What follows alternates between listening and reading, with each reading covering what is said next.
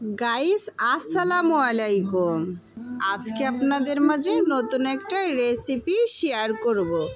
First time pudding বানিয়েছি, সেইটা আজকে আপনাদের সাথে শেয়ার করব।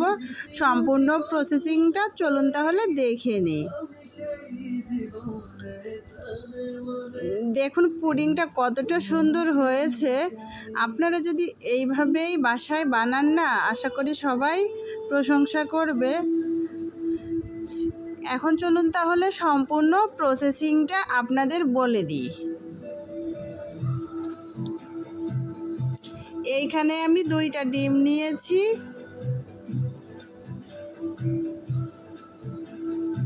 আর হচ্ছে পরিমাণ মতো চিনি দিয়ে দিলাম। দিয়ে ভালো করে ডিমের সাথে চিনিটাকে ভালোভাবে ফেটে নিব।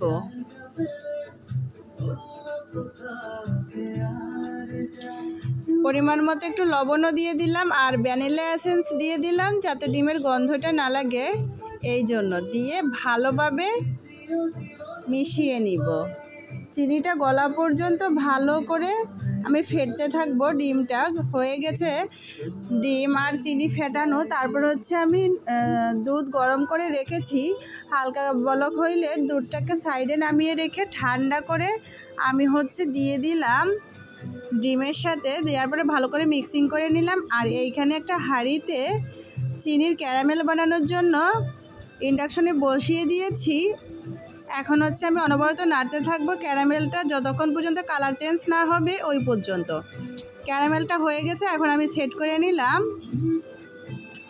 সেট করাই হয়ে গেছে। আর একবার হচ্ছে সবগুলো মিক্সিংকে ভালোভাবে নেড়ে চেড়ে নিয়ে একটা ছাঁকনির সাহায্যে ছেঁকে নেব। ছেঁকে নিলে কি হয়, ওর ভিতর কোনো দানা থাকে না, বাবলস থাকে না। এই তো আমার ছেঁকে নেওয়া হয়ে গিয়েছে। এখন আমি স্ট্যান্ডটা উঠিয়ে নিব, নিয়ে ঢাকনাটা লাগিয়ে দিব।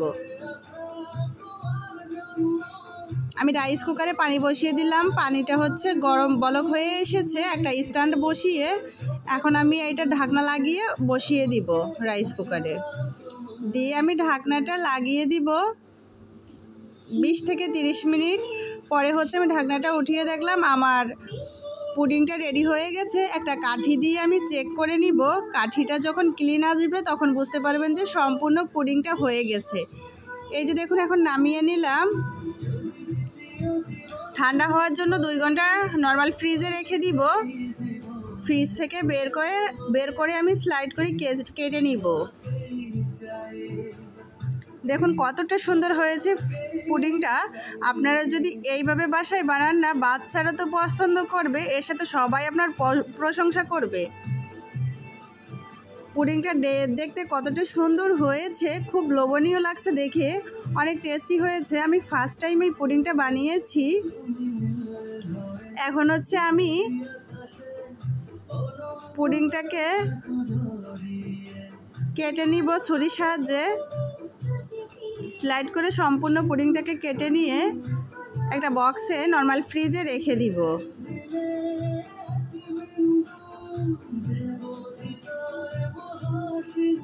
দেখুন কতটা সুন্দর হয়েছে পুডিং।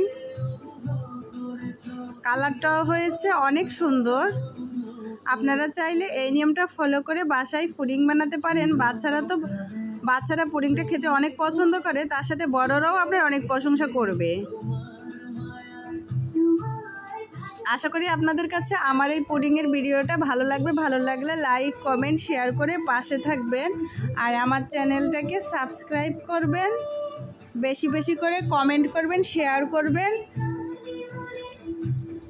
কেউ বাজে মন্তব্য করবেন না। যাই হোক, আমার পুডিংটা অনেক সুন্দর হয়েছে মাশাআল্লাহ।